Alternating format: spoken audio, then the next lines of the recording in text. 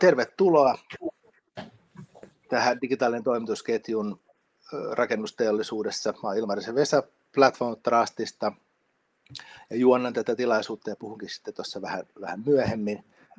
Tosiaan tuossa aloiteltiin, voitte laitella oman nimi ja organisaatio tuonne chattiin, niin nähdään vähän ketä täällä on paikalla ja voitte verkostautua vaikka LinkedInissä ja tietysti twiittailla, tästä oikein mielellään kyllä saa.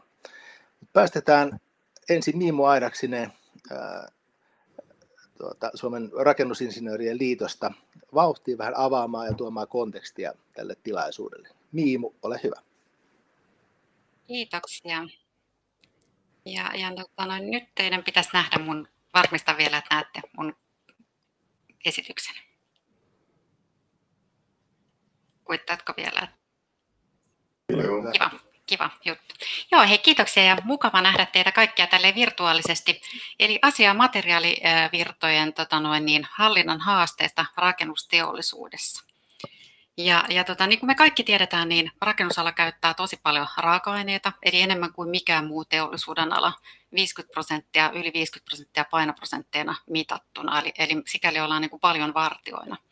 Ja vaikka monessa materiaalissa niin kierrätys sinänsä on niin kuin hyvää, mutta yleisesti kierrätys on vielä varsin niin kuin vaatimatonta ja eurooppalaisella tasolla niin se jää hyvin pieneksi, eli siihenkin niin kuin targettiin meillä on vielä matkaa. Ja sitten tietysti me ollaan energiaintensiivisiä, eli käytetään energiaa ja sitä kautta päästöjä varsin paljon. No McKinsey sitten julkaisi tuossa viime vuoden puolella tämmöisen raportin siitä rakentamisesta ja minkälaisessa me mennään. Ja tämä oli mun mielestä aika herättävä.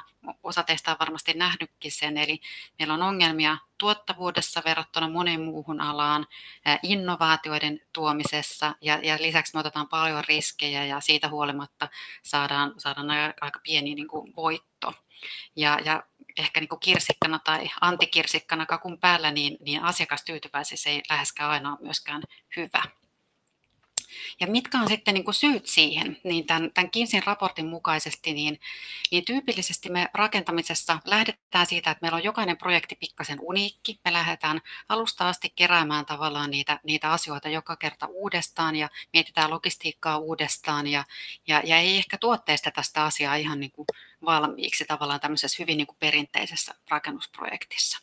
Se, mihin me ollaan nyt niin kuin sit menossa, mikä on niin kuin hirveän niin kuin hyvä asia, on erityisesti se, että me ruvetaankin miettimään sitä koko sitä materiaalivirtaa tavallaan tuotteiden perusteella ja komponenttien perusteella ja mietitään niin, että siellä suunnitteluvaiheessa funtsitaan jo sitä rakentamista ja mihin se tulee se materiaali, minkälaisesta logistiikka sinne täytyisi tulla ja erityisesti äärimmäisen tärkeää, että me optimoidaan sitä kokonaisuutta siellä, eli ei yhtä pientä segmenttiä siellä ja tärkeimpänä myös, että me katsotaan myös sitä asiakaspalautetta, eli mitä me voidaan oppia siitä, että miten me päästiin sinne maaliin ja mikä oli se asiakkaan niin kuin tahtotila ja kuinka se toimii sitten siellä asiakkaan päässä ja valmiina rakennuksena.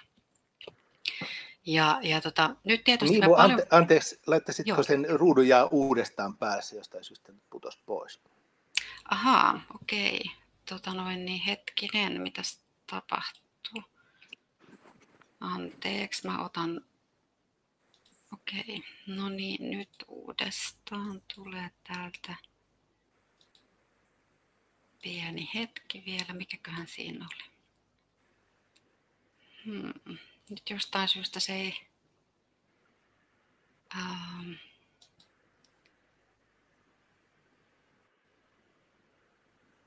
Nyt alkaa näkyä. Ei ole vielä sun esitys, mutta siis näkyy. Joo, näkyykö nyt mun esitys? Tämä nimittäin ei jostain syystä antanut nyt mun jakaa esitystä enempää. Ei näy ilmeisesti. Vai näkyykö? Näkyy sun ruutu, mutta ei esitystä. Näkyy tää ikkuna, missä on Joo, odotas. No niin, nyt. Katsotaan nyt. Näkyykö nyt? Nyt tulee. Hieno juttu. Okei, näettekö? Eli tähän jäätiin. Tän ehdittekö nähdä vielä? Ei ehditty nähdä. Okei, eli Tässä siis nimenomaan se, että me päästään tavallaan niin kuin siihen tuotepohjaiseen logistiikkaan, eli kokonaan sieltä suunnitteluvaiheesta käydään läpi niin, että me päästään sinne rakentamisvaiheeseen ja mietitään koko ajan sitä niin kuin kokonaisuutta ja lopuksi erityisesti sitä, että miten se loppukäyttäjä sitten on päässyt ja saatu tavallaan niin kuin se koko ketju toimimaan. Nyt me puhutaan paljon tämmöistä niin kuin siitä, että meillä on dataa paljon ja me puhutaan Internet of Thingsista ja muuta. Ja tämä on tietysti niin kuin hirveän hyvä, että meillä on dataa paljon, mutta erityisesti mikä on se, mihin meidän pitäisi kiinnittää, on se, että mikä on se järkevä data. Se data, jolla josta on hyötyä meille, eli miten se rikastaa se data meidän tilannekuvaa ja miten me saadaan optimoitua sillä kokonaiskuvalla. Eli äärimmäisen tärkeää on ei pelkästään kerätä dataa, vaan ymmärtää se data, mihin sitä käytetään. Mä otin tähän esitykseeni tämän hyvän Platform Trustin kuvan, koska minusta tämä kertoo kauhean hyvin siitä kokonaisuudesta, että meillä on tämä koko ketju, joka meidän pitää huomioida. Aina sieltä suunnittelusta sitten siihen loppukäyttäjiin asti ja kaikki ne välit siellä kokonaisuudessa. Ja erityisesti ehkä suunnittelussa meillä on tapana suunnitella, millä on hyvä historia siinä, että me mietitään, että okei, tähän tulee tämmöinen komponentti tai tämmöinen materiaali, ja sitten siihen laitetaan kuitenkin, että koska hankinta on hyvä miettiä, että me saadaan varmasti niin kuin hyvä ja kustannuksiltaan paras materiaali, niin laitetaan tai vastaava. Ja se on tietysti niin kuin näin juuri, se on aivan oikein, mutta siinä tai vastaavassa ja sen määrittelyssä täytyy olla todella tärkeä niin, että se ei ole esimerkiksi vain vastaava lämmön eristävyydeltään, vaan myös asennettavuudeltaan ja juuri siihen kohteeseen sopiva ja tulee logistisesti järkevästi. Eli tässä tai vastaavuudessa täytyy tosiaan kiinnittää huomiota, että se ottaa sen kokonaisuuden mukaan siihen. Ja tässä erityisesti nyt kun me puhutaan niin kuin algoritmeista ja tekoälyn hyödyntämisessä suunnittelussa, niin tässä on niin kuin tosi paljon iso potentiaali käyttämättä. Toinen, mikä tietysti on äärimmäisen hyvä esimerkki, on tästä tahtituotanto, eli että me tuodaan ei pelkästään niin kuin sitä materiaalia oikeaan määrä, vaan oikeaan paikkaan ja juuri silloin, kun sitä tarvitaan, eli otetaan se logistiikka mukaan. Tässä on Seppäsen Olli on tehnyt Aallossa hienoa tutkimusta juuri näistä aiheista, miten me saadaan sitä sekä läpimenovaikaa pienennettyä, mutta koska se on hyvin suunniteltu se koko prosessi, koko se materiaalivirta, niin myös laatu paranee. Eli se, että aikaa säästetään, niin samalla parannetaan laatua, niin se on mun mielestä tässä niin kuin hieno asia. Ja sitten tietysti se, että me nähdään oikeasti, niin kuin me tarvitaan sitä digitaalisuutta, että me nähdään koko ajan se kokonaiskuva siellä työmaalla ja nähdään ja rakennetaan tosiaan digitaalisuutta hyödyntäen, mutta aivan yhtä lailla myös sit siinä rakennuksen käyttöönotossa me tarvitaan sitä digitaalista kaksosta. Eli koska meillä on paljon rakennuksessa materiaaleja, meillä on paljon siellä laitteita, me tarvitaan sitä tietoa niin, että me nähdään se rakennus oikeasti tietysti fyysisenä, mutta myös sitä digitaalista kaksotta, että miten se pitäisi toimia. Koska vain sen digitaalisen kaksosen avulla me pystytään myös niin kuin katsomaan niitä kohtia, että okei, tämä ei nyt toimi niin kuin se suunniteltiin, miksi se ei toimi, johtuuko se että käytössä on tapahtunut muutoksia vai johtuuko se jostain muusta fibasta, joka pitäisikin ehkä korjata siellä.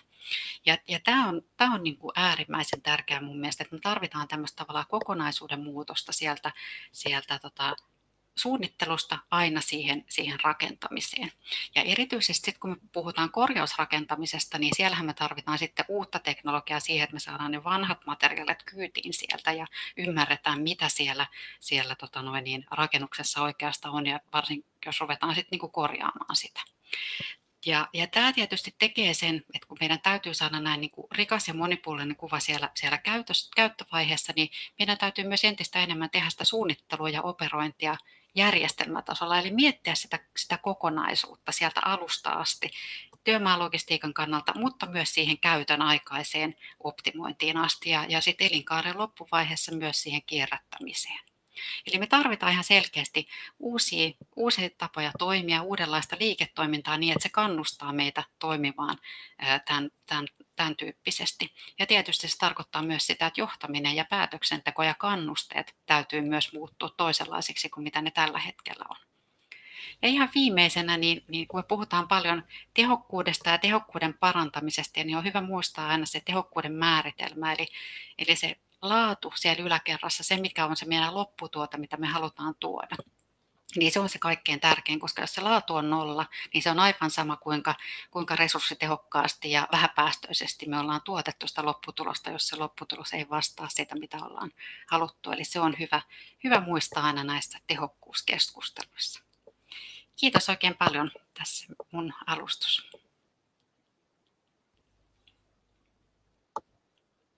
Pahoittelut vähän alkusäätämisistä, mutta hyvin pääsit esitykseen kiinni.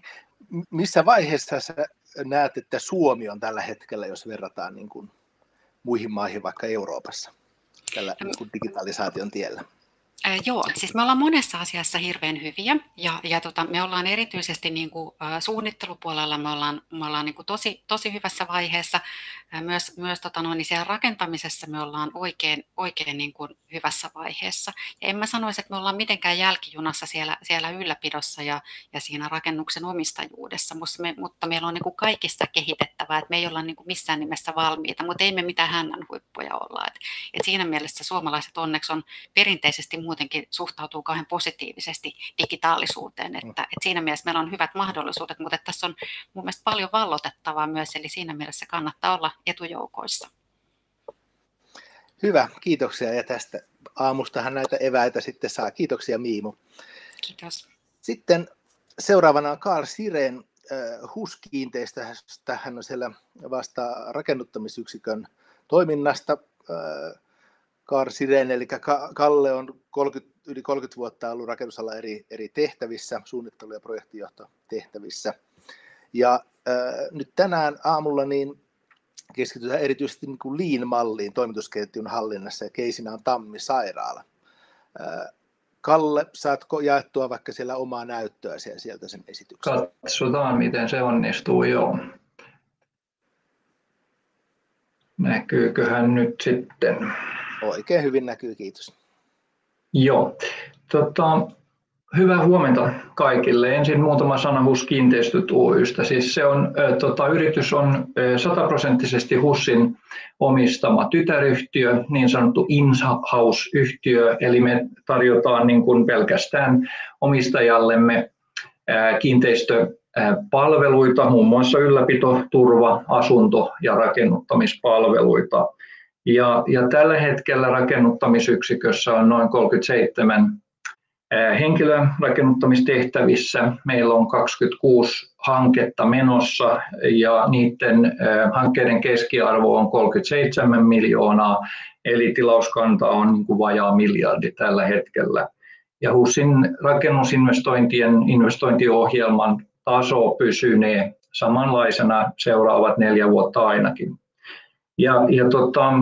Tänään ajattelin kertoa Lean-mallin mukaisesta toimitusketjusta ja haluan tuoda esille, että en ole logistiikan ammattilainen, vaan ehkä enemmän rakennus- ja kiinteistöalan ammattilainen, mutta kerron nyt kuitenkin vähän alussa, että miten me Lean-filosofian mukaisesti toimitaan ja miten me yritetään saada tämä rakentamisprosessi haltuun ja parannettua jatkuvasti. Ja katsotaan, saadaanko seuraava kuva näkyviin. Kaikkihan on helppoa teoriassa ja niin myös rakentaminen. Eli jos yksinkertaistaa riittävästi, niin sehän on sopimustekniikkaa, materiaalivirtausta ja sitten logistiikkaa ja asentamista. Eli ensin tehdään sopimuksia, ostetaan suunnittelupalveluita tai urakointipalveluita, sitten tehdään materiaalihankintoja, materiaaliteollisuus valmistaa näitä tuotteita, logistiikan kohdalla tuodaan ne tuotteet työmaalle ja sitten työmaalla sitten yhdistetään ja tehdään ne varsinaiset lopputuotteet eli rakennukset. Projektijohtaminen on sekin hyvin helppoa teoriassa, eli on 3 asiaa, mitä pitäisi muistaa, eli laatu, aikataulu ja kustannukset. asetetaan jokaiselle hankkeelle tavoite ja siinä tavoitteessa, niin jos pysytään, niin projektin johtotoiminta on onnistunut. No kuitenkin isot rakennushankkeet, niin ne vaatii todella paljon resursseja, ei pelkästään niin kuin rahallisia resursseja, vaan myös niin kuin työtä, eli inhimillistä työtä ja yhteistyötä. Ja niin kuin useimmiten onnistuneessa hankkeessa on pystytty luomaan semmoinen me-henki ja yhteishenki, ja on muistettu, että ihmiset ja tiimityö ovat keskiössä.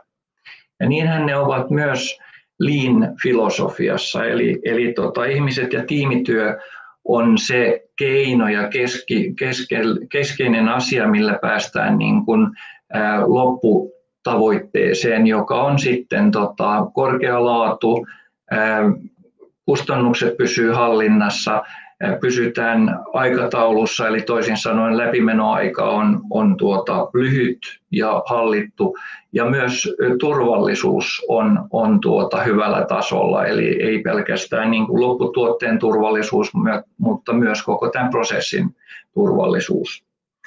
Ja muutama tällainen erittäin tärkeä pointti meidän toiminnassa, joka tulee Leanistä, on se, että yritetään luoda siellä loppuasiakkaalle tai meidän asiakkaille yleensä lisäarvoa näissä hankkeissa ja poistetaan semmoinen turha tekeminen, turhan materiaalin käyttö, turha niin kuin odotusaika tai joku muu. Yritetään sujuvoittaa näitä hankkeita mahdollisimman hyvin.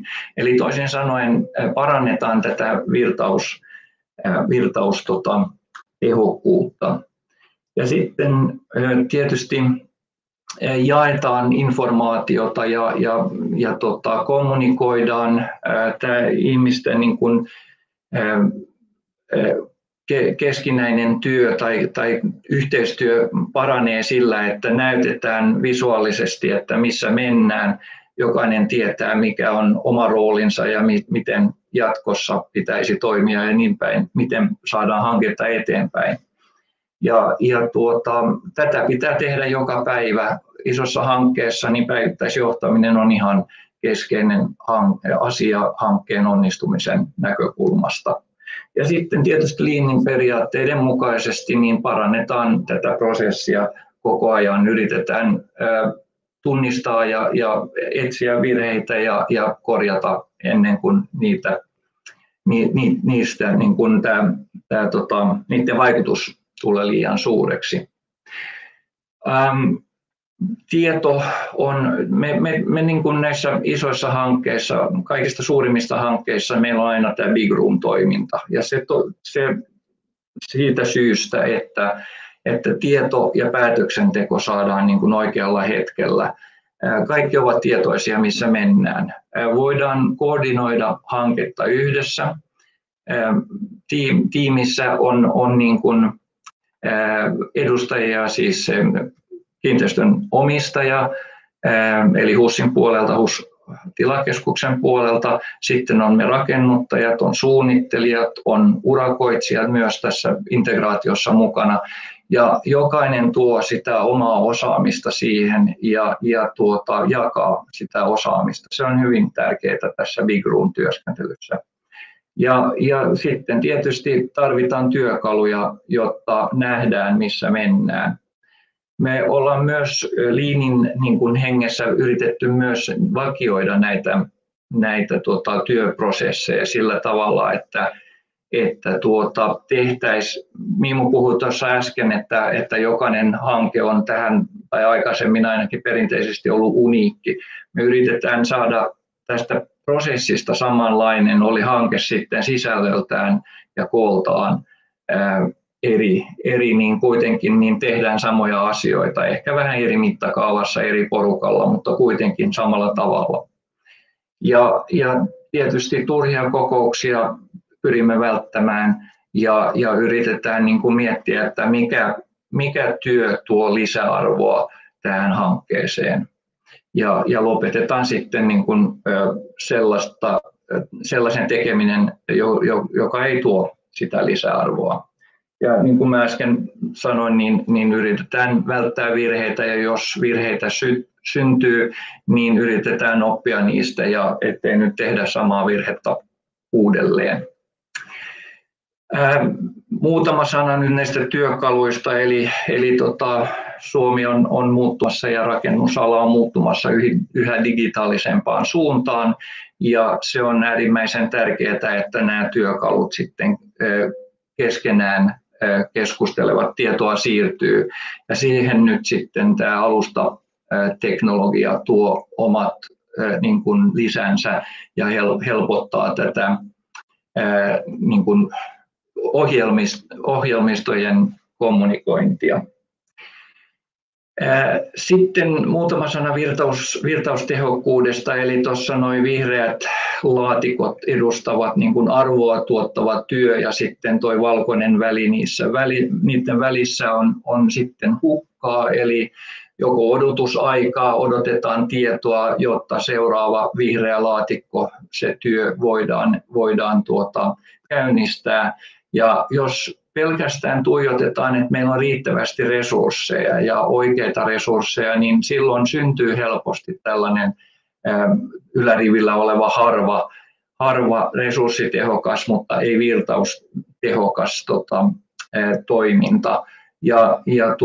Mutta jos pystytään vielä kiinnittämään huomiota siihen, että mahdollisimman niin kuin tehokkaasti käytettäisiin tätä aikaa ja voidaan poistaa hukkaa ja keskittyä siihen arvoa tuottavaan toimintaan, niin silloin virtaustehokkuus nousee ja läpiaika lyhenee. Ja tyypillinen tämmöinen työskentelytapa tällä hetkellä rakentamisessa on tuo tahtituotanto, jossa nimenomaan jakamalla alue pienempiin osiin ja tahdistamalla ne sillä tavalla, että kun ensimmäinen pieni alue on valmis, se porukka, joka on ollut siellä, niin siirtyy seuraavaan, ja jolloin seuraava porukka pääsee siihen alueeseen. Mä en nyt mene yksityiskohtaisempi, aika ei taida riittää ihan tähän tahtituotannosta saarnaamiseen, mutta joka tapauksessa niin tämä aikatauluhallinta on keskeinen asia onnistuneessa hankkeessa, koska rakentamisessa on hyvin paljon aikaan sidottuja kustannuksia, ja voisi melkein sanoa, että jos ei aikataulu pidä, se venyy liian pitkäksi, niin ei myös budjetti sitten. Ja yleensä sitten loppuvaiheessa, kun tulee kiire, niin sitten laatu kärsii myös. Eli aikataulu on aivan keskeinen asia. Sitten ajan tasalla oleva tieto, että saadaan niin kuin tilannetietoa hankkeesta, niin se on äärimmäisen tärkeää tänä päivänä. Ja jälleen kerran ei mennä sillä vanhalla mutufiiliksellä, että joo, että kyllä mä luulen, että puolet meidän työstä on tehty, vaan nyt mitataan, käytetään kaikenlaisia teknologioita hyödyksi, kuvataan työmaat droneilla, käytetään sensoreita, antureita ja näin poispäin, jotta saadaan semmoinen reaaliaikainen tilannekuva, missä mennään. Ja esimerkiksi Tammisairaala-hankkeessa, mä tuun kohta siihen, niin pilotoidaan nyt iForesightin teknologiaa, jossa se on sikäli mielenkiintoinen hanke, kun ajattelee tätä päivää, niin siellä on YIT päätoteuttajana ja myös Karina Fuhr on logistiikka-asiantuntijana ja urakoitsijana siellä, että hyvin osuu tähän ohjelmaan. Mutta tärkeää tässä on se, että siirrytään tämmöisestä ainutkertaisesta suljetusta rakennusprojektista läpinäkyvään teolliseen prosessiin, jossa niin kuin rakennustuotteiden valmistus on otettu mukaan. Pyritään nostamaan esivalmistusastetta ja saamaan valmiimpia tuotteita paikalle. Ja jälleen kerran kommunikaatiossa ja onnistumisessa niin keskeisessä roolissa on esimerkiksi Platform on Trustin tuoma alusta, jossa tieto liikkuu sitten eri sovellusten välillä. No sitten muutama sana tästä varsinaisesta keissistä, eli Tammisairaalassa. Se on tällä hetkellä rakenteella, siinä on maanrakennustyöt alkaneet, ja itse tontti tai rakennustyömaa sijoitsee Meilahden sairaala-alueen ja iho- ja allergiasairaalan välimaastossa Meilahdessa Paasiuksen kadun varteen. Tontti on hieman hankala, se on rinnetontti, kapea ja pitkä ja ympärillä on paljon liikennettä, jota ei työmaa voi kovin paljon häiritä. Ja sitten kun itse sairaala on valmis, niin sinne muuttaa koko HUSin kaikki silmätautien toiminnalliset yksiköt, eli 17 yksikköä. Ja tämä on tyypillinen päiväsairaala, eli varsinaista vuodeosastoa ei ole, siellä on 12 vuodepaikkaa, eli semmoinen pieni vuodeosaston tapainen tila.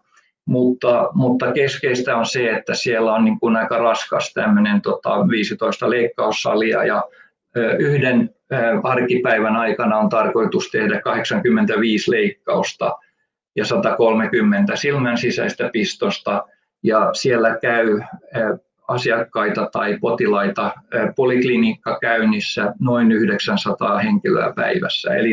Ja varsinainen iso liikenne on sairaalaan sisään ja sieltä pois päivän aikana. Ja sitten tietysti kun asiakkaana ovat huonosti näkevät tai jopa sokeat asiakkaat, niin tässähän on sitten erityisesti kiinnitetty huomiota sairaalan suunnittelussa, että näkövammaiset pystyvät siellä toimimaan. Ja aika hauskaa on ollut myös olla mukana suunnittelemassa tätä, kun esimerkiksi käytetään paljon näitä kokemusasiantuntijoita nykyään, niin yhdessä palaverissa oli 20 henkilöä läsnä plus 6 opaskoiraa. Että tämä on niin kuin myös ihan sinänsä uniikki hanke hyvässä mielessä. No, vähän faktaa tästä hankkeesta. Kokonaisbudjetti on 142 miljoonaa, bruttoalaa vajaa 35 000 neliöä. Meillä suunnittelu alkoi syyskuussa 18 ja valmista pitää olla keväällä tai kesällä 24. Ja mä sanon tämän sen takia, että tässä on nyt sopimuksen mukaan 38 kuukautta tämä rakentamisaika, mutta yhtenä avaintalous tai tavoitteena on läpimenoajan lyhentäminen 36 kuukauteen, jolloin saadaan 100% siitä hyvää tai bonusta. Ja siinä nyt on sitten nuo suunnittelijat, mutta jos vähän miettii logistiikan näkökulmasta, niin tämähän on valtava projekti niin kuin rakennusvirtojen, materiaalivirtojen osalta. Nyt alkanut maanrakennusvaihe, niin siinä pintamaata poistetaan jo noin 4700 kuorma-autolavallista, eli 4-akselista lava-autoa. No ei pelkästään pintamaata, kyllä siinä on myös niin kuin, tämmöistä niin sanottua volyymikaivoa tai tilavuuskaivoa mukana. Mutta kuitenkin maa-aineesta 85 000 tonnia yli. Ja louhinnat niin 180 000 tonnia kiveä, louhetta ja yli 5 000 kuormaa viedään pois. Tämä on nyt sitä perinteistä rakentamista vielä, eli siihen ei olla päästy, että voitaisiin niin kuin louhetta murskata paikalla. Siis teknisesti se on mahdollista, mutta kaupunkiympäristössä niin emme pysty, ja jolloin nyt sitten ensin kuljetetaan pois suuri määrä maa-aineesta ja sitten kun ruvetaan rakentamaan, niin sitten kuljetetaan takaisin toki jalostettua maa-ainetta, mutta joko soran tai sepelin tai sitten valmisbetonin muodossa, tai miksei myös betonielementeissä on maa-ainetta. Tämä on tietysti nykypäivää se, että tuodaan esivalmistettuja tuotteita, mutta edelleen joudutaan niin kuin tämmöistä niin kuin raakaa työtä tekemään, eli kuljettamaan hyvin paljon materiaalia pois ja tuomaan hyvin paljon materiaalia tilalle. Betonia yleensä tai yhteensä menee yli 38 000 tonnia, eli normaali neliakselinen betoniauto niin tuo 1050 kertaa valmisbetonia paikalle. Ja nyt täytyy muistaa, että liikenteellisesti tämä on haastavassa paikassa, eli tämä on niin kuin huomioitu tässä logistiikassa, että tehdään liikennesuunnittelua myös niin kuin työmaan ajalle.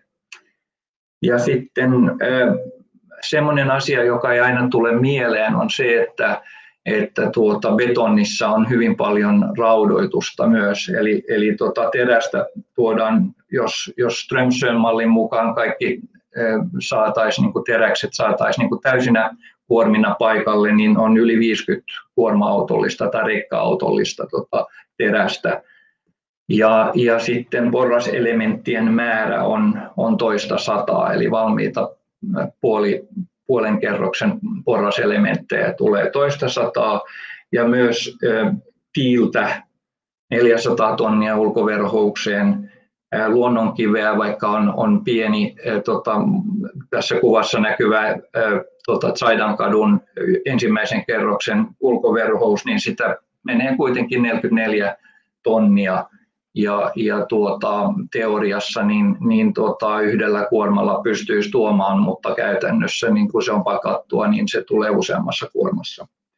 Ja sitten ikkunamäärä 415, nämä on nyt vähän tämmöisiä fun facteja, mutta kuitenkin niin itse runkovaiheessa niin on tämä logistiikan merkitys aika valtava. Jos ajatellaan, että ontelolaatta välipohjassa tai välipohjissa on noin 3500 ontelolaattaa, niin niiden asennusjärjestys on sillä tavalla suunniteltu, että valmistuksesta saadaan suoraan ontelolaatta kuljetettua, toki kuivumis- tai kovettumisajat huomioiden, mutta kuitenkin kuljetettua työmaalle ja nostettua omalle paikalle, lopulliselle paikalle ilman välivarastointia. Tämä vaatii tietysti vähän suunnittelua ja logistista ajattelua ja osaamista.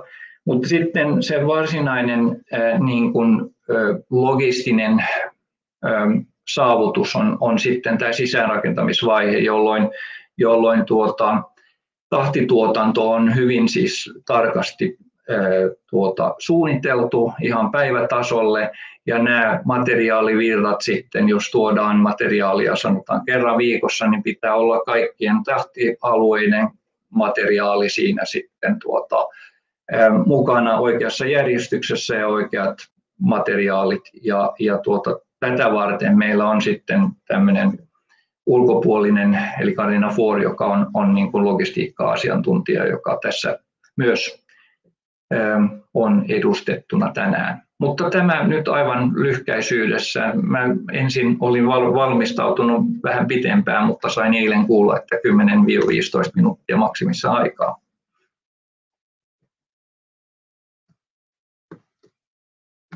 Eli tässä oli esitykseni. Pidempäänkin kuunnellut, että tosi mielenkiintoinen. Kiitoksia. Tuolta tuli chatissa kysymys digitaaliseen luovutukseen liittyen, eli hyödyntääkö HUS suunnittelu- ja rakentamisen aikana tuotettua tietomallia rakennuksen ylläpidossa? Joo, me nyt kokeillaan tätä ja en sano nyt, että se olisi ainoa mahdollinen tapa, mutta esimerkiksi kaikki huoltokirjatiedot ja tietomalli on as-built-valmiudessa ja kyllä tämä on tarkoitus, että viedään sitten sinne niin kuin ylläpitoon asti. Meillä on säilynyt tietysti näistä, jokaisessa rakennushankkeessa niin luodaan tämmöinen as-built ja hyvä malli, mutta sitten mallien ylläpitoon meillä ei taida olla ihan resursseja. HUSilla on, tai sanotaan, että HUS toimii yli 1 100 000 neliössä ja koko sen kiinteistökannan ylläpito tietomallin niin kuin tarkkuudella on pikkasen haastava, mutta me ollaan tämmöistä Digital 2 nyt, joka on vähän kevennetty malli, niin joka voidaan ylläpitää, niin sellainen on syntymässä aina joka hankkeessa.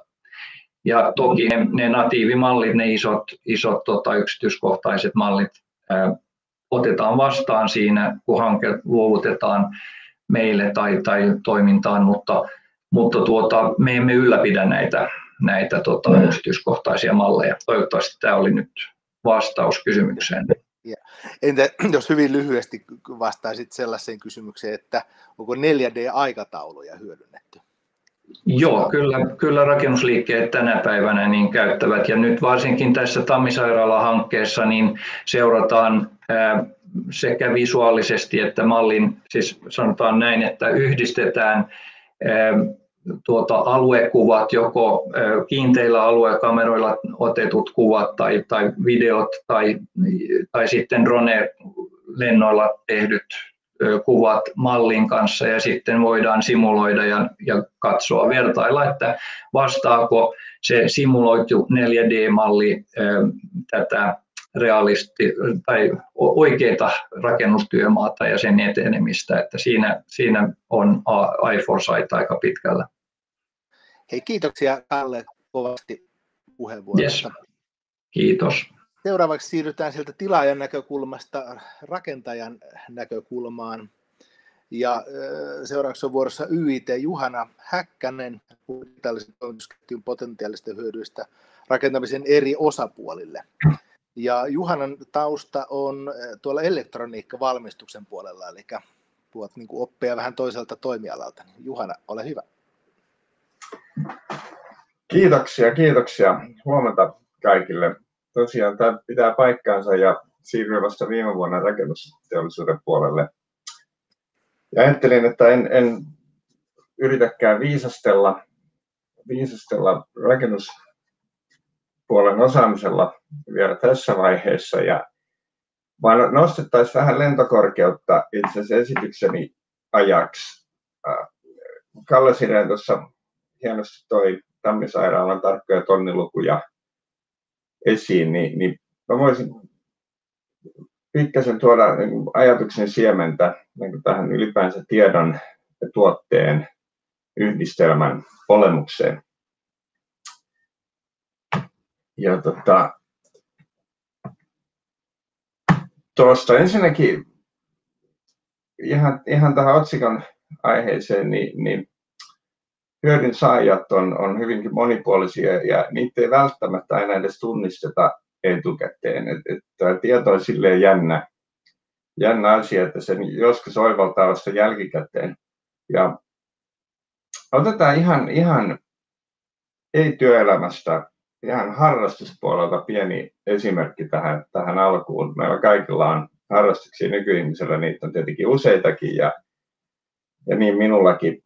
Ja yksi niistä on moottoripyöräily, en mitenkään intoile sen kanssa, mutta kuitenkin aina ollut pyörä siitä saakka, kun on kortti aikoinaan saatu, josta on muutama vuosi.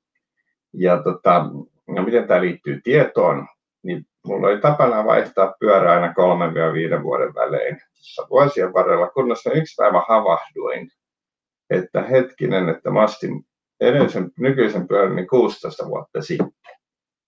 Ja mulla ei ollut minkäännäköistä oikeastaan painetta nyt sen vaihtamiseen. Ja mä rupesin miettimään, että miksi näin on, mitä on muuttunut. Ja nyt mun pyörän käyttötarkoitus tänä päivänä niin on vaikka mä ajan yhtä vähän niin kuin ennenkin, niin se on muuttunut siihen, että kerran vuodessa lähdetään muutaman ystävän kanssa. Yleensä silloin, kun korona ei ole, niin rajan taakse itään ja mennään hyvinkin semmoisille syrjäseuduille. Ja semmoisiin olosuhteisiin, no tässä kohdassa tie oli ihan hyvässä kunnossa, mutta kuski sillä hetkellä ehkä ei ollut skarpinnillaan. Mutta sellaisiin olosuhteisiin, missä sen pyörän luotettavuus on ehdottoman tärkeää, eli varaosia ei ole ja etäisyys ajallisesti mihin tahansa, niin puhutaan helposti päivästä eikä tunneista. Ja nyt jotta tämä viikon reissu onnistuu hyvin, niin täytyy pyörää etukäteen huoltaa ja ennakoida asioita. Ja mä ostin aikoinaan tämän pyörän uutena, niin siinä tuli tietenkin käyttöohjekirja. En ajatellut siitä silloin sen enempää. Mutta siinä tuli myös mukaan täydellinen osaluettelo. Eli jokin ikinen prikka ja mutteri eriteltynä, eikä ainoastaan niin, että siinä olisi lukenut se valmistajan osanumero, vaan siinä lukee myös sen osan kohdalla sen tarkat spesifikaatiot.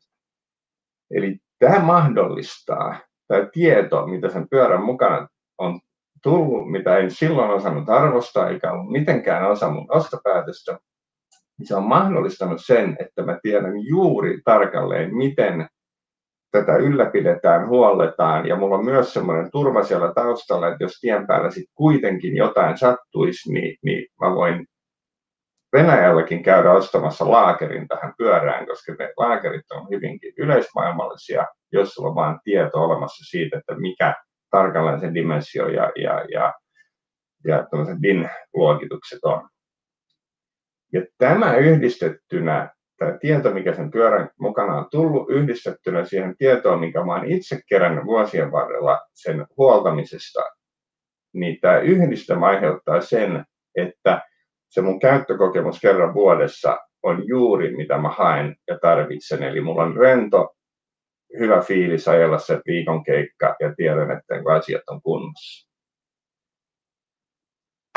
Ja tästä tullaan tämä mun lyhyen aiheeseen tänään, eli kun me kukin organisaatioissa me mietimme tätä tiedon ja toimitusketjujen digitaalisuuden kehittämistä, niin me usein keskitytään tämmöiseen operatiiviseen hyötyyn ja unohdetaan ehkä nämä pidemmän tähtäimen hyödyt. Ja jos katsotaan vähän tarkemmin näitä hyödyn päälajeja, niin operatiivinen hyöty, ja tämä on se, mikä yleensä kulmahuoneeseen täytyy viedä, kun investoidaan toimitusketjun tiedon jakamiseen, digitaalisuuteen ja näin.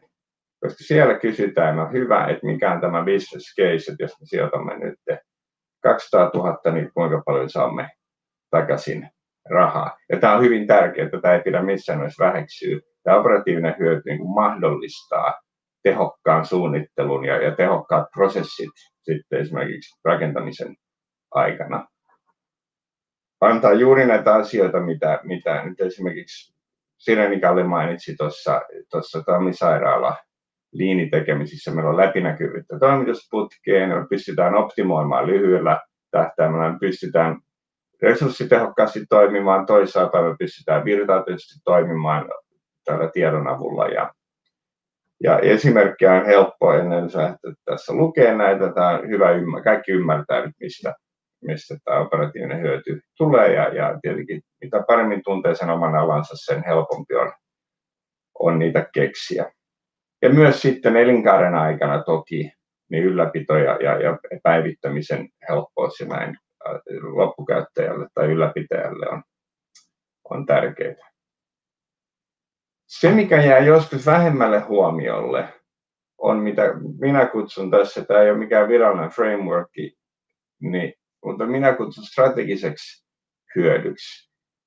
Ja tämä on asia, mikä mahdollistaa yrityksen kilpailukyvyn, eikä tarvitse olla yritysorganisaatio jälleen, kuinka monta silmäleikkausta pystytään tekemään niin päivässä tehokkaasti ja laadukkaasti, niin tämähän on sitten taas sillä sote-puolesta kilpailukykyä. Ja luo sen arvon joko yritykselle tai organisaatiolle tai yhteiskunnalle. Hyvä esimerkki on jatkuva parantaminen, jollei meillä ole dataa, tietoa käytössä. Meidän on vaikea prosesseja kehittää eteenpäin. Meidän on vaikea hallita riskejä, kun näkyvyyttä on heikommin. Koko tämmöinen Leanin systemaattisen ongelmanratkaisu, mitä toivotaan tuon näitä A3-menetelmiä ja muita, ne perustuu siihen, että ensin kaivetaan, haetaan sitä dataa, analysoidaan, ryhmitellään, päästään juurisyihin, päästään vielä niiden juurisyihin ja päästään korjaamaan ja tehdään sellainen positiivinen dominoefekti, missä loppujen lopuksi ne oireet katoaa, kun me ollaan korjattu jotain siellä syvällä prosessin sisällä. Saadaan ihmiset tekemään oikeita asioita. Jälleen, kun me pystytään ihmisten tekemässä siirtämään sitä rutiini toistuvasta työstä enemmän työhön ja tämmöiseen inhimillistä ajattelua vaativaan työhön, niin yleensä organisaatioarvo lisääntyy. Ja sitten tämä mahdollistaa alustatalouden ja uusien ekosysteemien hyödyntämisen. Esimerkkinä vaikka Platform of Trust tässä tulee mieleen. Eli jos siihen tiedon keräämiseen ja hallitsemiseen, jos jostain syystä päättää, että se ei olekaan niin tärkeää, niin itse asiassa kääntää silloin selkänsä tämän tapaisille asioille, jotka ratkaisee. Nämä on siinä vähän ärsyttäviä, että nämä tulee helposti vasta vuosien päästä. Jatkuva parantaminenkin on prosesseissa asia, jossa saa useita vuosia usein tahkota ja sitten yhtäkkiä lätkämailla efektin tapaisesti niin huomaa, että nyt helpotti ja asiat sujuu paremmin. Ja sitten on vielä kolmas, mitä kutsun sanalla odottamaton hyöty, joka on, niin kuin, tulee bonuksena tähän päälle, sitä ei pysty suunnittelemaan. Se voi olla itse asiassa enemmänkin kuin pieni bonus, se voi olla lottovoittokin joissain tapauksissa.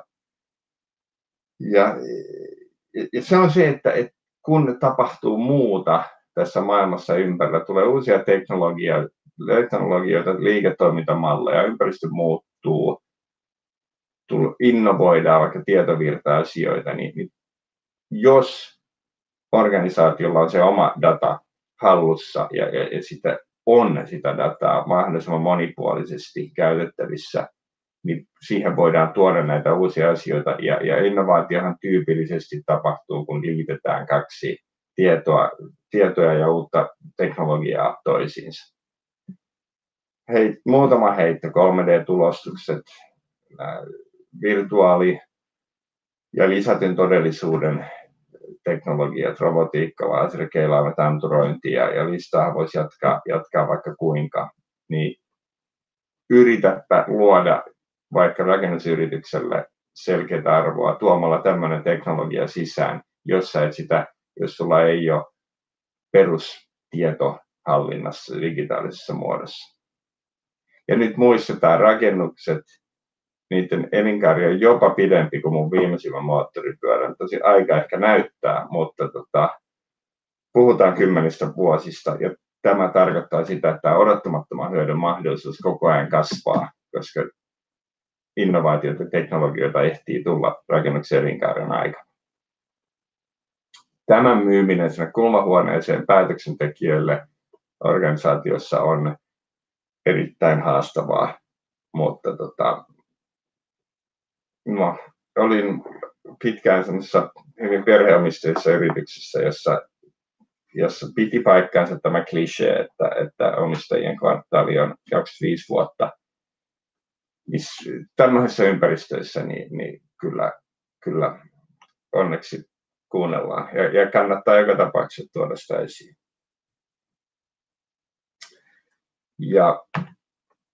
Ja loppujen lopuksi tämä digitaalisuus, mistä kovasti puhutaan, niin tieto on se oleellinen asia. Digitaalisuus vaan mahdollistaa sen ja se tuo siihen semmoisen tehon tähän tiedonhallintaan, että sille niin mitään vaihtoehtoja ei jää. Mitä tarkemmin sulla on tietoa tallessa, mitä pienempiin detaleihin sä oot voinut mennä, mitä nopeammin sä pystyt sitä jakamaan, sä pystyt olemaan paikkariippumaton, pystyt liittämään ja yhdistämään sitä muuhun dataan ja teknologioihin. Ja sulla periaatteessa on sun datalla on ikuinen elämä digitaalisuuden kautta, eli sä voit hyödyntää myöhemmin juuri tähän odottamattomaan hyötyyn peilaten, niin voit hyödyntää sitä dataa, mitä ei välttämättä ymmärretty ollenkaan, mikä sen arvo vielä tulisi olemaan. Mutta näin, eli kun investointia tehdään, niin tämä ei tarkoita sitä, että kannattaa sanoa juu aina, kun tullaan ehdottaa jotain uutta digitaalista työkalua tai jotain, joka liittyy datanhallintaan. Siinä menee äkkiä sekaisin, mutta pitää varmistaa se, että oma organisaatio koko ajan määrätietoisesti menee sinne digitaalisen tiedonhallinnan suuntaan, jotta nämä suuret hyödyt, mitä organisaatiolle tulee vuosien varrella, niin ei jää sitten saamatta. ja muut menee ohi. Näin, kiitoksia. Hei, kiitoksia. Juhana, onko tämä semmoinen kysymys, nyt kun katsot tuoreen silmin tätä rakennusalaa, niin kuinka hyvin niin rakennusala on saanut ulosmitattua näitä hyötyjä operatiivista strategista odottamatonta, jos vertaat niin kuin sun entiseen maailmaan?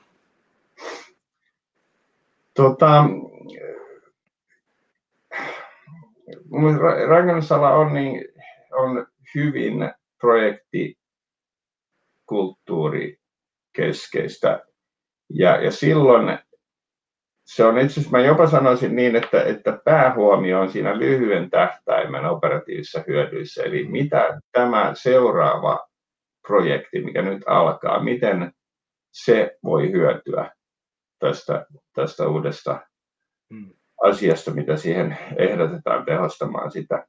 Ja edes se ajattelu, että miten projektista toiseen sitä hyötyä voidaan siirtää, niin se mun kokemuksen mukaan se vähän niin kuin rajoittuu semmoiseen niin kuin omaehtoisen rakentamiseen, ehkä asuntorakentamisessa ja tietyissä toistuvissa remonttityyppisissä kohteissa, missä on niin kuin selvää, että näitä voidaan siirtää eteenpäin, mutta paljon on vielä opittavaa siinä, että loppujen lopuksi tuoreen silmin, mä oon kierrellyt aika paljon työmaita, hyvin erilaisia, YIT:llä on monipuolista rakentamista ja mulle sanotaan, että nämä on ihan erilaisia nämä projektit, mutta kun mä menen sinne työmaalle, niin oli se siltatyömaa tai asuinkohde, niin täytyy, mun mielestä näyttää ihan samalta se rakentaminen ja se prosessiajattelu siihen koko puuhaan, niin sitä täytyy kyllä viedä eteenpäin, jotta voidaan hyötyä sitten digitaalisuudesta ja tiedonhallinnastakin paremmin.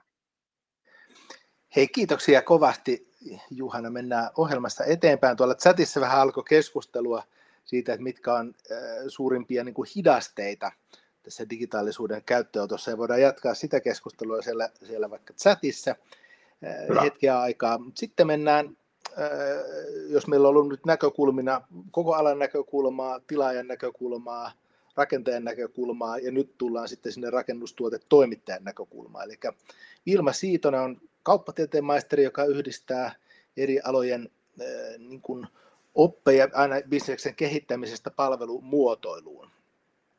Digitaalinen toimitusketju maksimoi asiakasarvon. Vilma Siitonen, Digital Manager Saint-Gobain, ole hyvä. Kiitos. Katsotaan, että mäkin saan tuosta vielä tämän näytön jaettua. Hyvin tulee. Jes, hei vaan kaikille munkin puolesta ja tosiaan Vilma Siitonen vastaan digitalisaatiosta ja digitaalisten aloitteiden edistämisestä myynnin ja markkinoinnin saralla täällä Saint-Gobain Finland Oy:ssä ja edustan siis tänään täällä niin materiaalin toimittajaa. Ja olin tosi ilahtunut, kun sain kutsun puhumaan tästä aiheesta. Tämä asiakasarvo on mun mielestä ihan mahtava aihe ja näkisin, että myös rakennusalalla on vähän alihyödynnetty mahdollisuus siinä, missä tämä toimitusketjun digitalisointikin, eli nyt päästään kyllä niin kuin yhdistämään kaksi tosi mielenkiintoista aihetta. Aluksi ihan muutama sana meidän yrityksestä, eli Saint-Gobain on iso kansainvälinen yritys, ja vaikka moni voi tuntea nimen niin kuin Volvon tuulilaseista, niin 75% liikevaihdosta tulee itse asiassa rakennetusta ympäristöstä, eli se on meidän suuri liiketoiminta-alue, ja sanoisin, että vastuullisuus on ehkä se niin kuin yhdistävä voima ja eteenpäin ajava voima, eli se on erittäin keskeinen osa meidän strategiaa, ja tavoitellaan hiilineutraalisuutta kansainvälisesti 2050 ja Pohjoismaissa sitten 2035.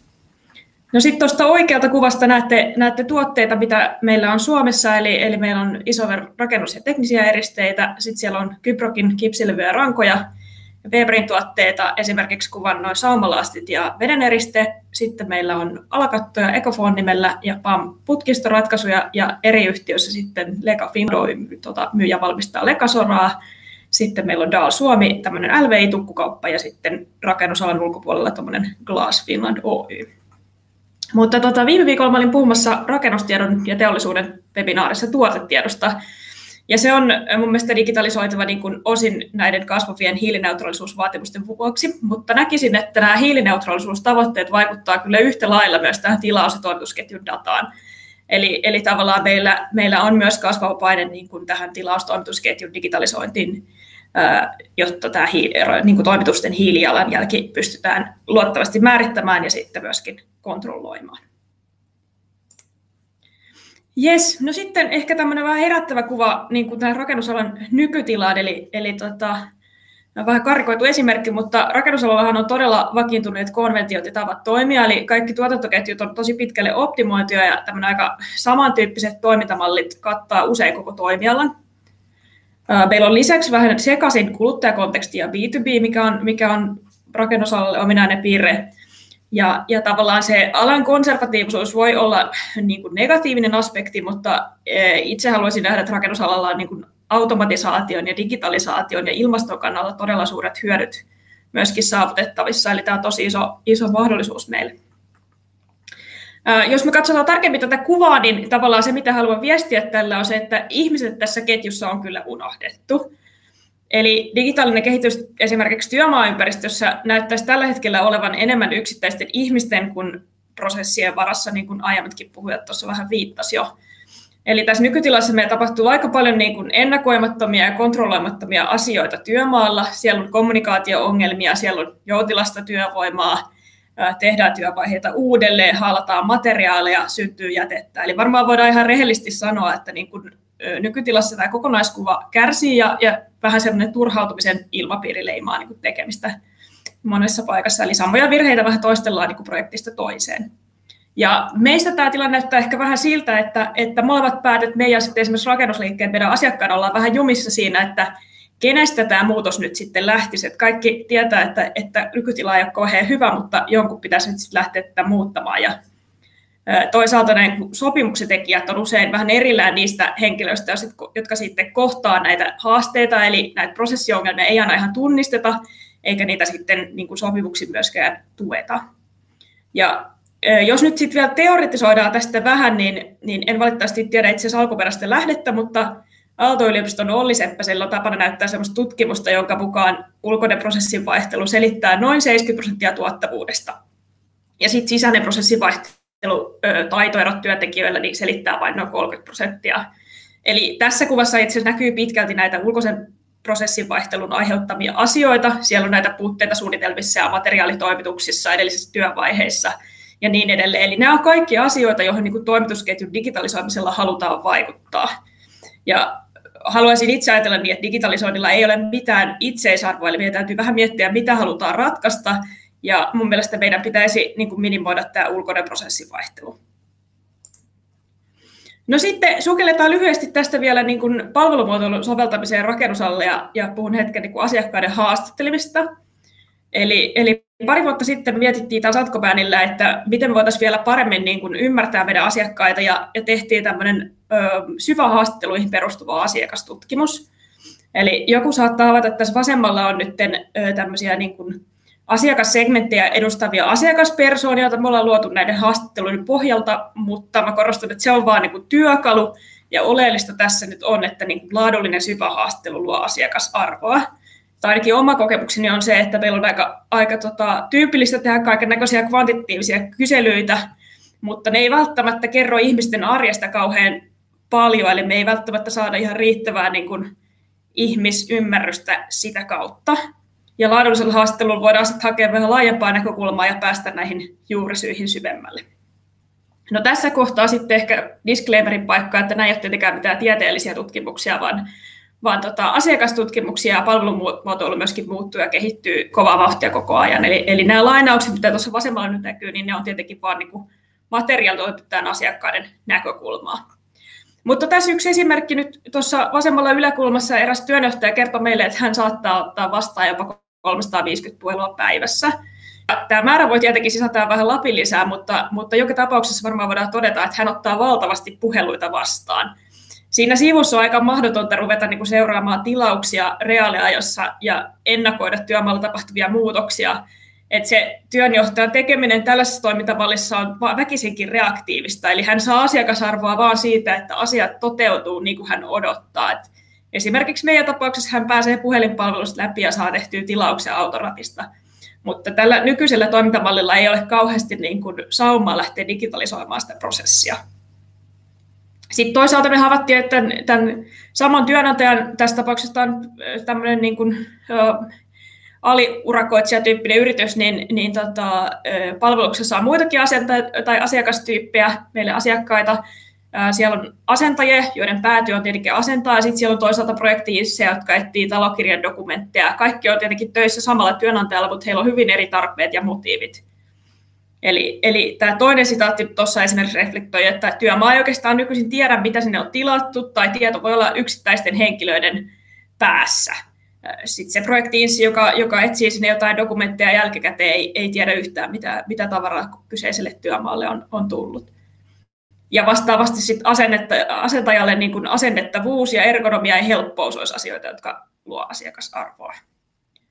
No sitten lyhyesti vielä tässä oikealla on muutama nosto semmoista käynnissä olevasta toisesta asiakastutkimuksesta, jotka kertoo tunnistetuista haasteista. Ei lähdetä käymään niitä sen tarkemmin läpi, mutta nämä havainnollistaa mun mielestä hyvin sitä, että logistiikka on pullonkaula ja toisaalta meillä ei aina ymmärretä niin kuin rakentamista toimitusketjussa eikä päinvastoin.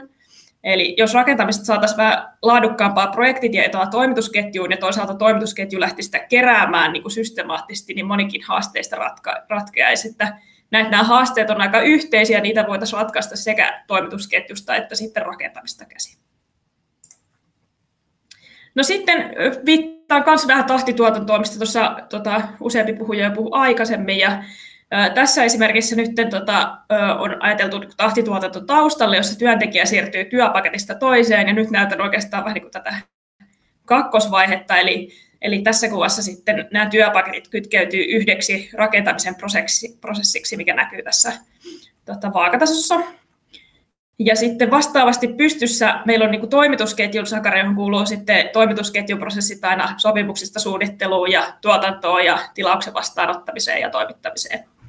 Eli vaikka tämä esimerkki nyt on tahtituotannosta, niin ei mun mielestä vaadi niin kuin suurta tahtituotannon ymmärrystä tätä seurata, eli voidaan ajatella laajemminkin tätä niin kuin projekti- ja prosessiteollisuuden kohtaamisena.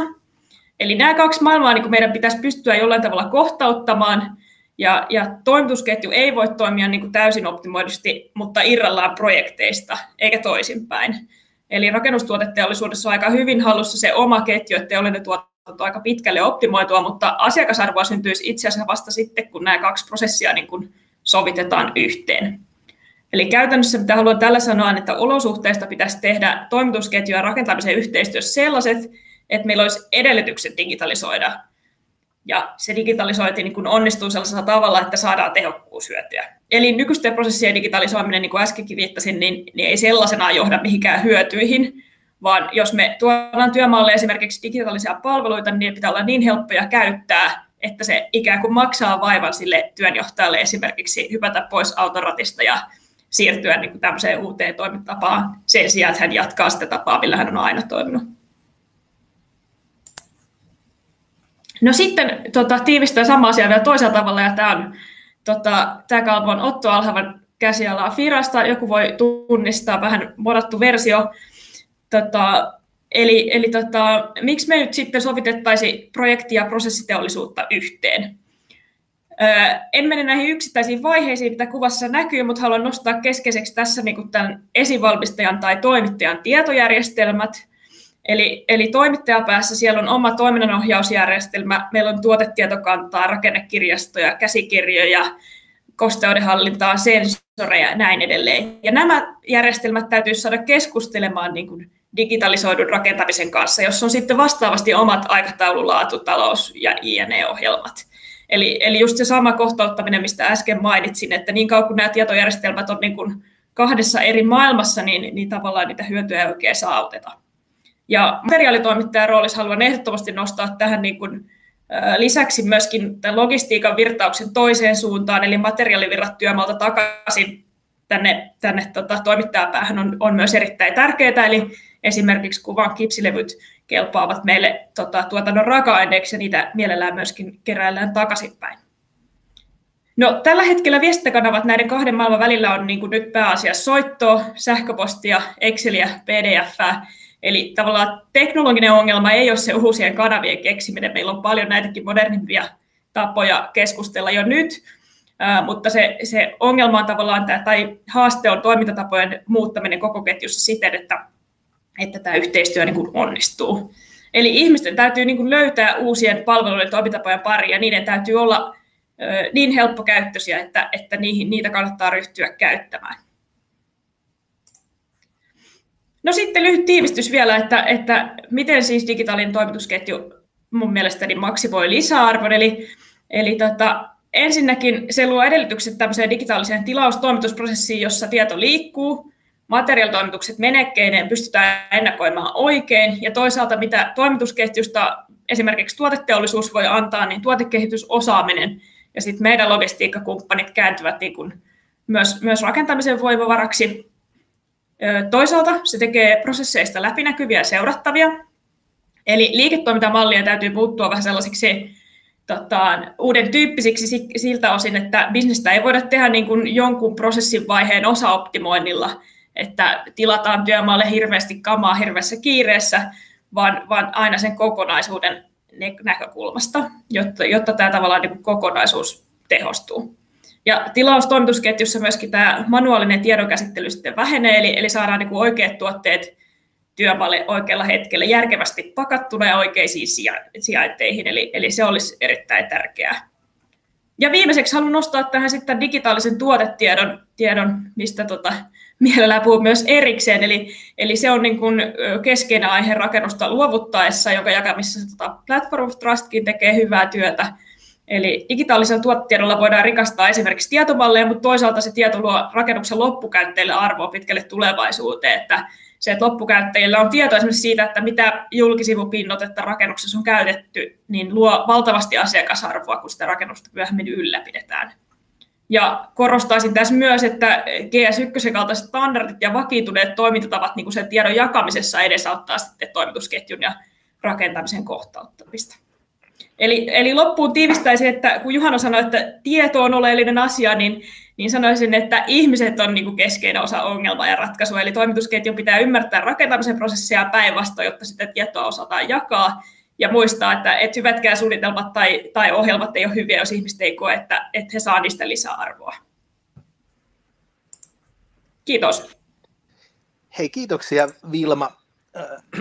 Semmoisen kysymyksen, tuossa on vähän chatissakin keskusteltu, että mistä tämä digitalisaation muutos on oikein niin kuin kiinni, niin miten sä näet, että onko se kiinni siitä, että saadaan digitaaliset työkalut työmaalla käyttöön, onko se kiinni siitä, että pitäisi saada prosesseja uudistettua vai onko se tämmöinen kulttuurikysymys tai ehkä niin kuin strategisen ajattelun niin kuin kysymys, niin mistä tämä on niin kuin kiinni tämä tavallaan digitalisaatio, jos ajatellaan, että digitalisaatio on sitä muutosta, niin mistä se muutoksen läpivienti on niin kuin eniten kiinni?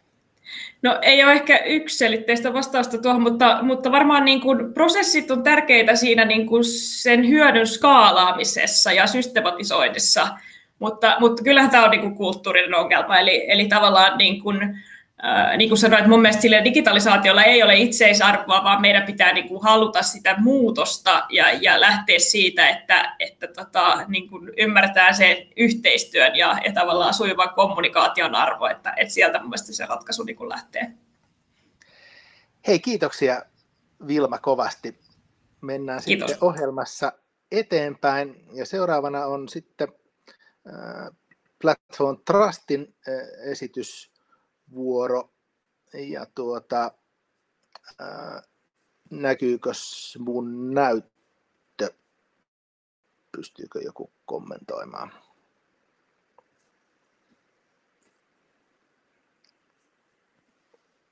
Pystytkö Vilma vaikka kommentoimaan, että näkyykö mun näyttö sinne päin?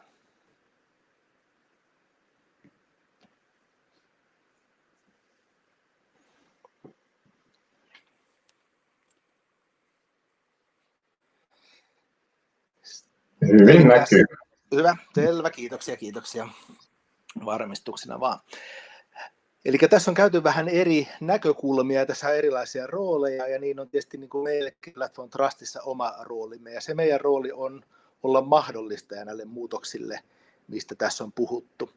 Ja oikeastaan se meidän niin kuin kulma on tämmöinen win-win-win, eli me uskotaan siihen, että kaikki voi tässä voittaa, kun tuotetaan enemmän niin kuin arvoa, niin sitä jaettavaakin syntyy silloin niin kuin enemmän.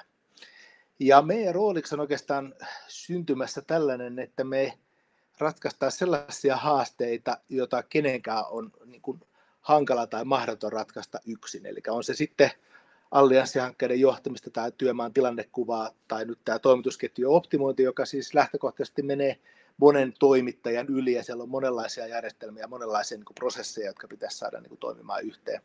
Aina sitten digitaaliseen luovutukseen ja sitten olemassa olevan niin kuin rakennuksen aikana energia- ja olosuhteiden optimointi älykkääseen huoltoon ja vaikka energian kysyntäjoustoon tai sitten tuo ilmastotalouden asia on niin kuin noussut vahvasti tapetille.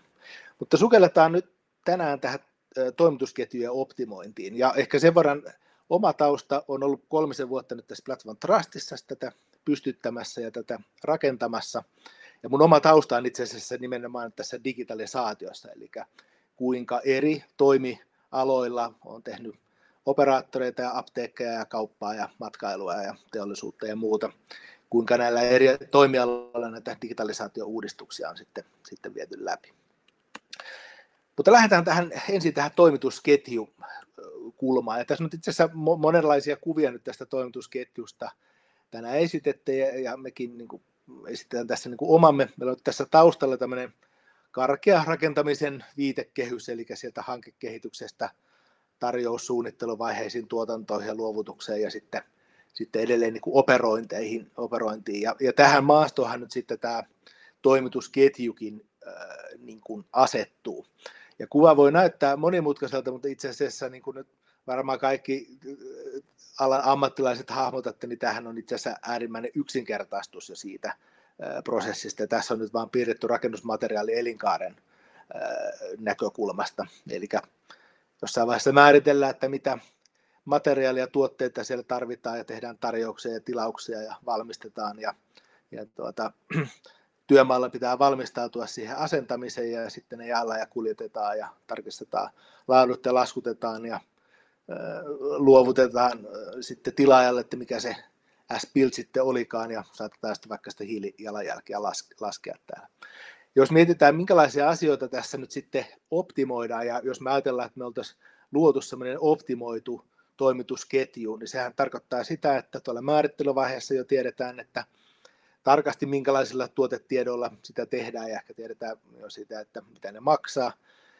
Toi tarjousten, tilausten liikutteluhan on sellaista välttämätöntä pahaa ja siksi se kannattaa niin kuin saada hoidettua mahdollisimman tehokkaasti. On tietysti tärkeää, että sieltä valmistuksesta tulee sen laatusta tuotetta, kun on ollut niin kuin tarkoituskin. Iso kysymys on tuolla asentamisessa on tämä ajoitusasia, eli se, että just vaikka miten saadaan se virtaustehokkuus, mistä Kalle tuossa aikaisemmin puhui, että siellä on sitten kaikki valmiina just silloin, kun se asentaminen niin kuin tapahtuu, se asentaminen tapahtuu sujuvasti ja ehkä semmoinen tietynlainen niin kuin läpinäkyvyys tähän koko prosessiin, että pystytään oppimaan, optimoimaan, saadaan just niitä strategisia hyötyjä, mistä Juhana tässä puhui. Ja tähän kokonaisoptimointiin niin me yritetään tässä osaltamme tähdätä.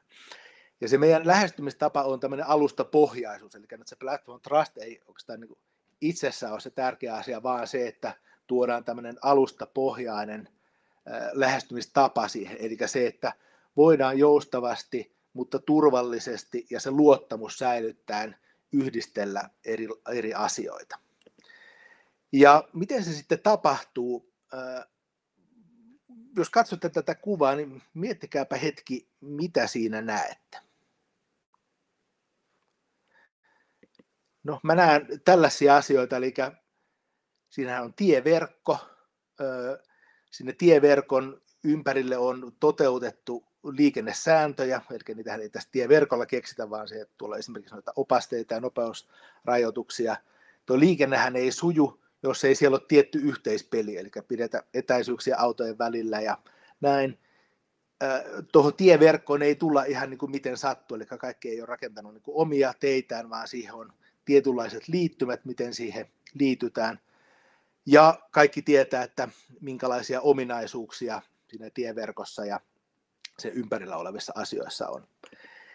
Ja tämä on ihan juuri sitä samaa asiaa, jota me täällä niin kuin digi- ja datamaailmassa sitten tehdään. Totta kai sitten kun puhutaan alustasta, niin puhutaan erilaisista teknologioista, APIista ja ontologioista ja integraatioista.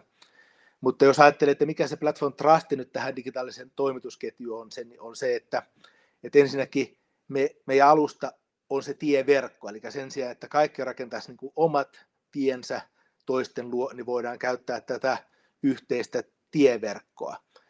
On toteutettu liikennesäännöt sillä tavalla, eli meillä on tämmöinen koneluettava ontologia, joka määrittää, että no mitä se data on, ja jotta kaikki osapuolet silloin pystyy puhumaan niin kuin samasta asioista.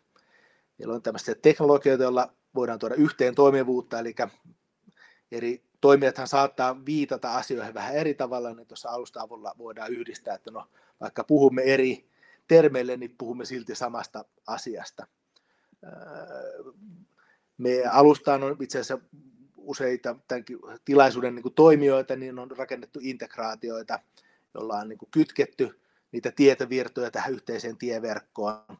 Ja sitten semmoinen tärkeä asia on nyt tämä meidän nimikin, eli tämä trust, eli se, että vaikka toimitaan tuolla yhteisellä tieverkolla, niin se datan omistus on hallittua, ja sekin on koneellisesti hallittua tuossa alustan päällä.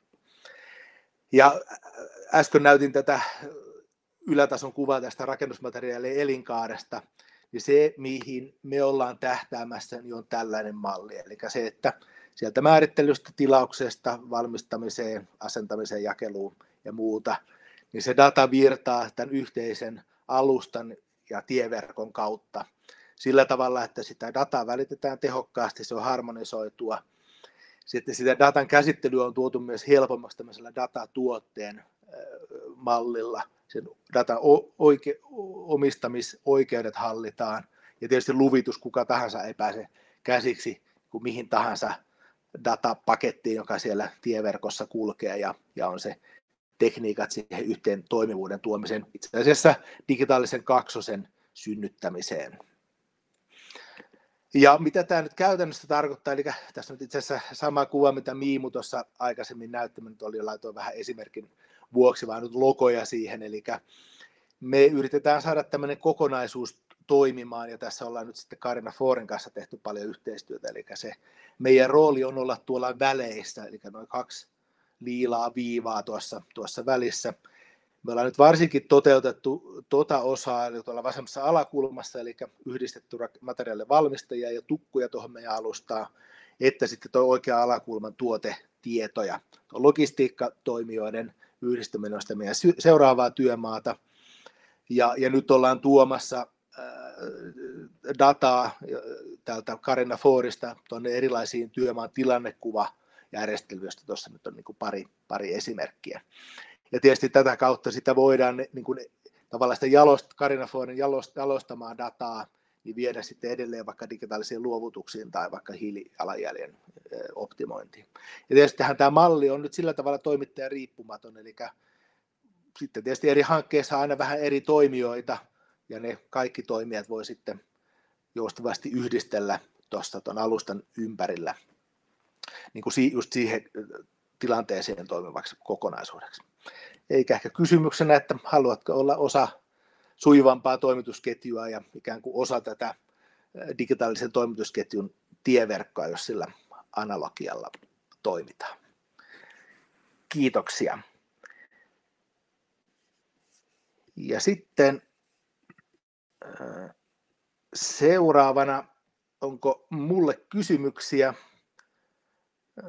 Voin laittaa tuolla chatissa tulemaan. Ja jos ei, niin seuraavana sitten meillä onkin päätöspuheenvuoro, eli Carina Forin omistaja ja perustaja Ari Viitanen. Olepa hyvä.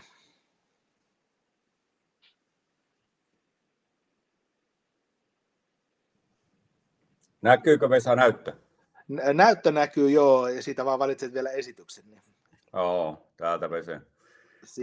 Joo, Ari Viitanen, terve, ja Carina Forin omistaja. Carina For, sen verran lyhyesti, niin projektiteollisuuden tuotantojärjestelmiä ja toimitusketjuja viilailu muutamalla 100 000 tunnilla, että meidän kokemusportfolio on semmoinen, että jos joku joutuu lähteen, kun tämä menee vähän tiukalle tämä aikataulu, niin aikaisemmin niin meille voi sitten soittaa, jos haluaa tietää lisää näistä, miten tämmöinen rakennetaan. Se oli semmoinen mainospuheenvuoro. Mutta mä menen ajan helikopteri tosi alas ja näytän konkreettisen esimerkin, että mitä digitaalinen toimitusketju, mitkä sen peruspalikat on. Niin kaikki lähtee siitä, että kun me tehdään jotain kokoonpanoa tai nyt tässä tilanteessa rakentamista, niin meidän pitäisi tietää se kohdekohtainen materiaali, tai meillä pitäisi olla kohdekohtainen materiaalisuunnitelma. Mitä, mihin, koska, kuinka paljon. Ja se on aika rakennusteollisuudessa, niin sitä ei hirveästi harjoiteta, että se on semmoinen 15 miljardin harjoitus Suomessa, mitä tehdään ilman tai heikolla osaluettelotiedolla. Ja se on semmoinen kulmakivi, mitä nyt ajetaan paikalle, ja fiksuimmat tässä teollisuudessa ajaa sitä kohdekohtaista materiaalisuunnittelua 3Ds, jotkut tekee käsiin ja ajetaan sitä sitten manuaalisesti järjestelmätasoa. Ja sitten tämän kohdekohtaisen materiaalisuunnittelun vielä, sen pitäisi perustua siihen yhteiseen standardimateriaalimäärittelyyn, mistä GS1 tulos ja meillä on siellä LVS-koodit ja näin poispäin. Ja se meidän pitää digitaalisesti sitten vaikka potin kautta saada se materiaalikirjasto ja siihen perustuen tehdä niin kuin standarditiedolla sitä materiaalimäärittelyä, eli ollaan tuo oikeassa yläkulmassa. Kun me tiedetään, että mitä, mihin, koska, kuinka paljon ollaan linkitetty se osaluettelotieto aikatauluun ja tilannekuvatietoon, niin me pystytään vasten sitä kysyntää tekemään automaattiset tilaukset. Että jos mennään oikein hypeen, niin tiedetään, että mitä me ensi viikolla tarvitaan, kun me ollaan kiinni sen osaluettelon kanssa aikataulutiedossa, niin järjestelmä voi tuutata ilman puhelinsoittoa, niin kuin Vilma sanoi, että 350, se oli aika paljon. Me ollaan tehty aika jonkun verran tutkimusta, niin tuommoinen työmaan aika usein niin nafti 100 puhelua ja niistä 80% materiaalihallintaa. Anyway, on se sitten 100 tai 350, niin pystyttäisiin niin kuin automaattisesti ajamaan hankintatilausprosessia. Ja kun meillä on se kysyntätieto, niin me pystyttäisiin myös näyttämään toimittajille materiaalitarveennusteita, jolloin toimittajat pystyisivät käytännössä planeeraamaan omaa tuotantoa paremmalla tiedolla. Okei, kun meillä on generoitu se tilaukset ja tiedetään mitä, mihin, koska, kuinka paljon. Sitten meillä on tämmöinen kälkätin täällä kuin Platform of Trust, mikä käytännössä integroi sen työmaan materiaalitarvetiedon toimittajakenttään. Eli jakaa sen toimittajille, saa sieltä tilausvahvistukset, saa sieltä tiedon koskaan toimitettu, näin poispäin. Ja nyt puhutaan kohdekohtaisuudesta, eli ei sitä, että tilataan koko työmaan rompe kerralla, vaan tilataan asuntoon 101, niin tahdille kylpyhuoneen laatoituspaketti esimerkiksi.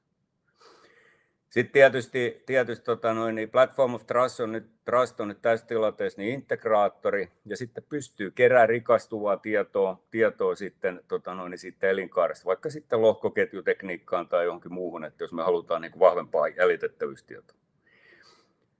Me päästään sitä kautta toimittajaverkoston läpinäkyvyyteen, mikä on molemmille hyvä asia. Me pystytään hallitsemaan riskejä täällä alavirrassa, että me nähdään sinne, mutta toisaalta toimittaja näkee myös sinne rakentamiseen, että koska ne ennusteet on, koska noit kamat on oikeasti menossa. Että tälläkin välillä tämän toimittajakenttä, vaikka elementtitoimittaja ja rakennustyömaan kanssa on aika paljon soutamista ja huopaamista, koska se läpinäkyvyys puuttuu.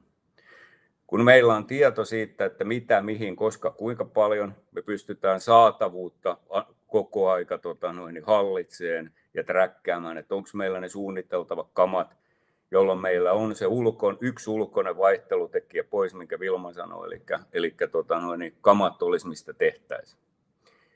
Sitten kun mennään työmaalle, tavarat otetaan vastaan, tiedetään ihan tarkkaan mitä on tullut. Sitten voi lähteä triggeri vaikka laskutukseen tai jotain muuta. Kun ne on ollut työmaalla, niin me voidaan kohdistaa se sinne kohteelle, asuntoon 101. Ja voidaan sitten vaikka täkätä, että nyt se on asennettu. Ja sitten voidaan hoitaa paluu- ja jatkovirrat, jolloin voidaan opettaa sitä osaluettelotietoa, että hei, nyt meillä menikin noin paljon enemmän kamaa 101, että korjataan osaluettelotieto, tiputetaan sitä vähän, kun me tiedetään, että sinne on jäänyt ylimääräistä tavaraa. Tai sitten pikatoimitus tarvittiin, niin kamaa ei riittänyt, jolloin tiedetään, että täytyy osaluettelotiedos niin nostaa hiukan nostaa materiaalimääriä. Mutta tästä on ehkä tämä on se main juju, ja perustuu materiaalisuunnitteluun, tilausten automatisointiin, hallintaan ja läpinäkyvyyteen tässä läpi koko ketjussa. Sitten muutama rivi tästä vielä nopeasti läpi, että tuosta puhuttiinkin, että digitaalisen toimitusketjun niin semmoisia muutamia niin kuin robusteja kulmakiviä, niin pitäisi suunnitella, pitäisi hallita, pitäisi kerätä tietoa. Artikkelit pitäisi olla seurattavissa koko toimitusketjun läpi suunnittelusta asennustilaan saakka, jolloin päästään myös kiinni siitä, että mitkä ne prosessin eri kyvykkyydet käsitellä sitä materiaalitietoa on. Mitä toimitettu, mihin toimitettu, milloin vastaanotettu, milloin asennettu. Voidaan kytkeä muita tämmöisiä arvokkaita attribuutteja kuin toimituserä tai erätiedot tai CO2 tai niitä on aika paljon niin kuin siihen materiaaliin kytkettäviä attribuutteja, mitkä sitten meitä hyödyntää sitten, kun ruvetaan sitä analytiikkaa ajamaan. Digitaalinen tilannekuva, sitten materiaalivirrasta, lähtötiedot, toteutumatiedot, laskutustiedot, toteutumaennusteet. Analytiikka iso asia, että me pystytään analysoimaan materiaalivirran kautta niin tosi paljon asioita. Ja sitten kun me päästään kiinni siihen dataan ja tilastolliseen arviointiin, me pystytään myös valitsemaan sit parhaita kombinaatioita, että miten se toimitusketju pitää rakentaa. Sitten tiedon yhdistäminen, rikastaminen, automaattiset transaktiot, niin päästään suoriin yhteyksiin toimittajan ERP-järjestelmiin. Ei tehdä point-to-point-integraatiota, kun mennään tuon Platform of Trustin kautta. Se on nimittäin aikamoinen määrä nyt, kun soitellaan ja lähetellään sähköpostia, että kuinka paljon toimittajat hakkaa manuaalisesti niitä omiin ERP-ihinsä, ja siellä tulee pikkasen virheitäkin aina silloin tällöin, että tehdään pieniä tilauksia, usein ad hockeja, niin siellä on aikamoisia staapeja, ketkä hakkaa toimittajapäässä tosissaan heidän omiin ERP-ihin manuaalisesti kamaan sisälle. Ja automatisoitu toimittajakohtainen tilausten luominen, lähettäminen, ajankohtainen materiaalimasteri koko verkostosta, eli että meillä on yhteinen materiaalipohja. Ehkä automaattisen maksamisen kytkemiset, sitten tiedon integrointi. Me saadaan tuohon kytkettyä osaluettelotietoon laatu, vaikka Concredia, me saadaan vaikka aikataulut Taktinki tai SiteDrivea, me saadaan laskutukset vaikka Passware tai joku päivä me saadaan rahoitus. Ja sitten viimeisenä se tiedon kerääminen, raportointianalytiikka, niin sieltä vaikka hyvänä esimerkkinä iForesight, mikä voi kytkeä sitten siihen materiaalitietoon, muuta tietoa, tilannekuvaa, ajaa siitä analytiikkaa esimerkiksi. Sitten tuo digitaalinen toimituskin on mainittu, että olisi se kiva toimittaa se moottoripyörän osaluettelo, mutta tässä kohtaa ehkä se sairaalan osaluettelo, olla jäljitettävyys matskuihin, tietää ympäristökuormat. Ehkä viimeisenä planeettina tuohon, että tässä on aika paljon puhuttu, että onko tämä teknologiageimi tai organisaatiogeimi tai mikä juttu tämä on, niin tämä on itse asiassa näiden kolmen asian yhdistäminen, teknologiat, ja se ei ole meidän ongelma. Teknologiat meillä kyllä on, mutta sitten meillä on prosessit, että miten me rakennetaan prosessit, mitkä hyödyttää teknologiaa. Näet kaksi on molemmat helppoja asioita. Todella vaikea asia on, että miten me saadaan näitä ihmiset käyttäytyä prosessin mukaisesti. Että millä me saadaan se ihmisten käyttäytyminen ajettu niin, että me saadaan tästä maksimiarvo ulos. Me jeesaa siinä teknologia. Että teknologia ja ihmisten integraatio on taas se, että teknologioilla me voidaan auttaa ihmisten tekemistä ja tuottaa lisäarvoa ja vähentää stressiä ja sitä kautta ohjata siihen oikean tyyppiseen tekemiseen. Me voidaan mitata toimintaa, että onko se oikein tyyppistä, oikein mallista. Me voidaan tuottaa informaatiota teknologialla, että miten missäkin suhteessa pitää käyttäytyä. Niin se on tämän teknologiaprosessin ihmiset kolmio paikalle laitto, mistä me puhutaan, kun puhutaan digitaalisesta toimitusketjusta. Jos haluat tietää lisää asiasta, niin soittakaa meille. Tämä oli tässä, kiitoksia. Hei, kiitoksia Ari hyvin tiivistetty ja lopetettu tilaisuus, eli käytiin nyt aika hyvin eri näkökulmista, alan näkökulmaa, tilaajan näkökulmaa, toimittajan näkökulmaa, toimittajan näkökulmaa ja sitten Carina For ja Me Platform Trust niin tämmöisenä tämän digitaalisen toimitusketjun mahdollistajana.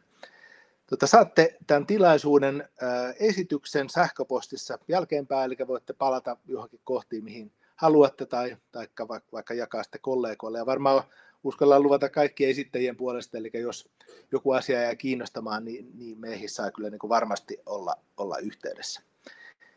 Kiitoksia kaikille esiintyjille, osallistujille ja mukavaa päivän jatkoa. Moi moi!